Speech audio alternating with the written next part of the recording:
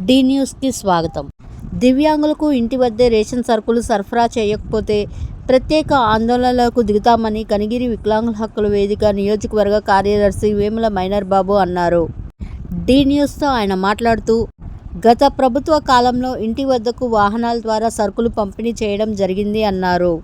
రాష్ట్ర ప్రభుత్వం డీలర్ల ద్వారా నేరుగా వికలాంగులకు రేషన్ సరుకులు ఇంటి వద్దనే పంపిణీ చేయాలి అని ముఖ్యమంత్రి చంద్రబాబు నాయుడు ఆదేశాలు జారీ చేసినా కనిగిరి రెవెన్యూ డివిజన్లో అమలు కావడం లేదని ఆయన అన్నారు. ఈ విషయంపై గురువారం కనిగిరి ఆర్డీఓకు ఫిర్యాదు చేయడం జరిగింది అన్నారు. తక్షణమే పెన్షన్ పంపిణీ కార్యక్రమం చేసినట్లు, దివ్యాంగులకు, వృద్ధులకు ఇంటి వద్దే రేషన్ పంపిణీ చేయాలి అని, లేని పక్షంలో ఆందోళనలకు దిగుతామని ఆయన హెచ్చరించారు. రేషన్లు, పెన్షన్లు అందించాలని మేము కోరుకుంటున్నాం. ఇలా జరగని పక్షంలో మేము ఆందోళనకు దిగాల్సిన పరిస్థితి ఏర్పడుతుందని కూడా మేము ప్రభుత్వాన్ని హెచ్చరిస్తున్నాం.